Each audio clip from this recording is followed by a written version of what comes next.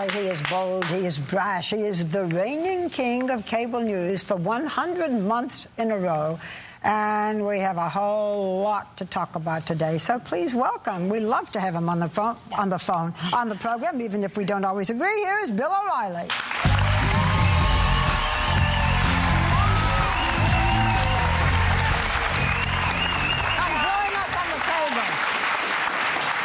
Ladies, how are you? Do you Twitter? No, that frightens me. It frightens you? Yeah, the problem with this, I have to think.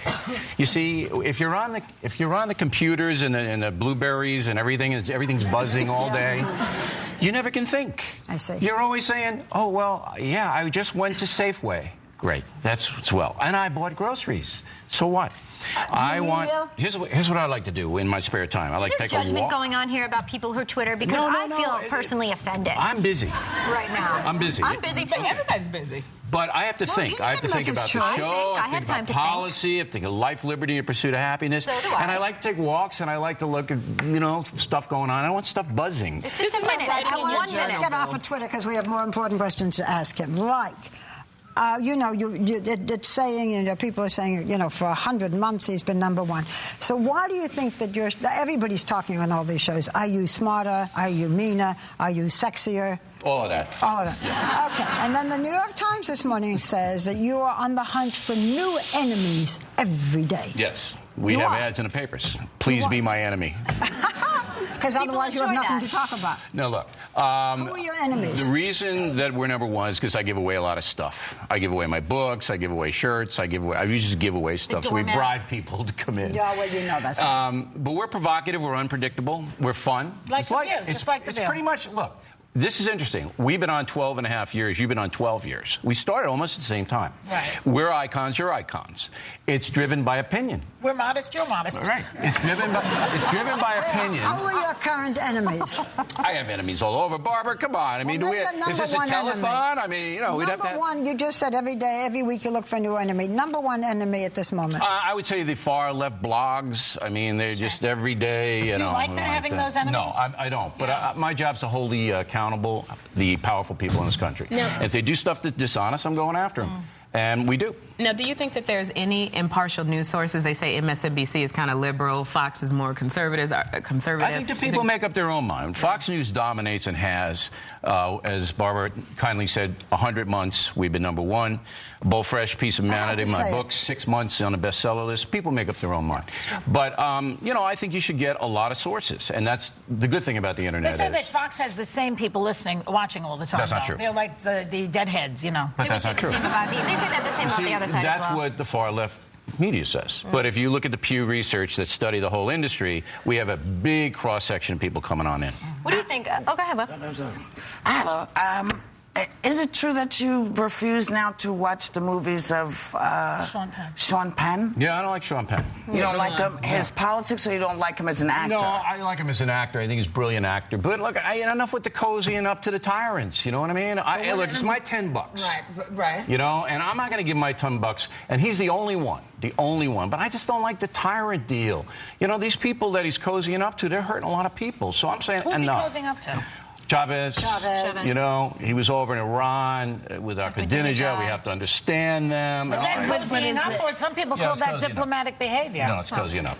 Is it? Well, I find it. I'm surprised by that, Bill. Because I never. He's the only one.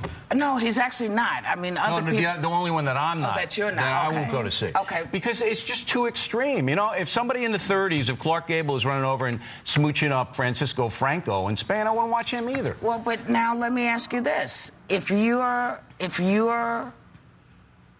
basically saying that because of his politics you won't go see his movies, even though he's great. What is that? Where is that? I mean, I thought it's just a decision. It's a consumer decision that I'm making. All right. Let me ask you a follow-up to that. Sure. Barack Obama is supposed to go to Notre Dame and make a commencement speech. There are a good number of people now who are protesting, alumni and so forth, that because of his views on stem cell research and on abortion, that even though he's the president of the United States, he should not be allowed to speak on commencement day. That's ridiculous. When they did that to Bush, when the SMU pinhead said, "Oh, we can't have Bush's library here," I just went, "That's ridiculous." Right. Barack Obama's the president of the United States. Just by the office, you respect it. Now, you don't like his policy on stem cell or abortion?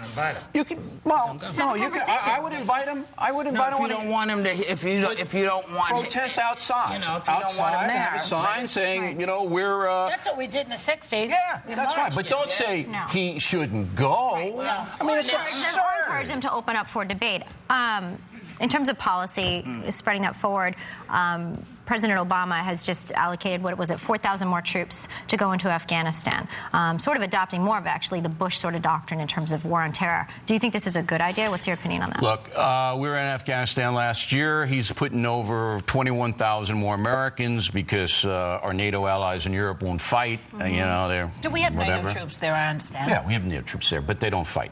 Americans, British, and Canadians do most of the fighting.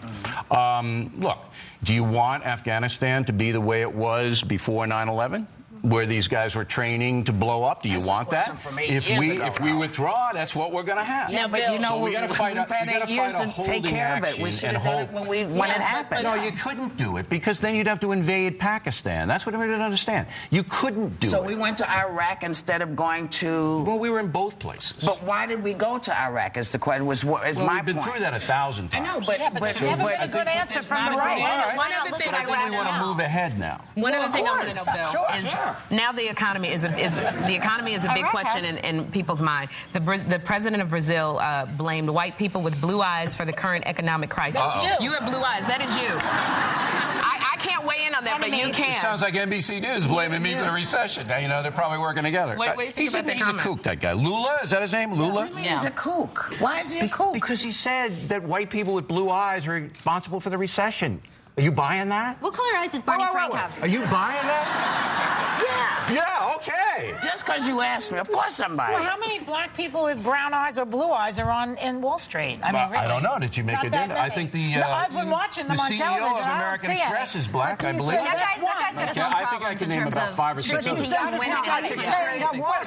just want to get this on the record. Are the View ladies blaming white guys with blue eyes for the recession? Raise your hand. I want a poll. Raise your hand.